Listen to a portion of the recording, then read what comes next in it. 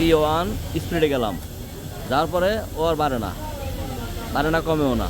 উপরে বাটনে গেলে জায়গা অন্য প্রোগ্রামে F2 তে যায়, F2 F3 F0, ওর তো আরও বুঝি না।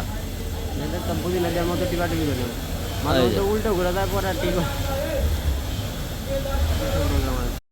সবুজ ভাই, আপনি সর্বপ্রথম মেশিনের সুইচ অন করেন। অন করলে দেখবেন যে ডিসপ্লেতে লাইন আছে, আইলে পি বাটন আর মাইনাস বাটনটা চাপ দেবেন একসাথে। পি বাটন মাইনাস বাটন চাপ দিলে সব 0 আসবে। সব 0 আসলে আপনি 2013 করে দেবেন। আপনি প্রথম দেবেন 2, এরপরে 0, এরপরে 1, আর লাস্টে দেবেন হলো 13। আমার এখানে 2013-তে দিলে আপনি মেন প্রোগ্রামে ঢুকতে পারবেন।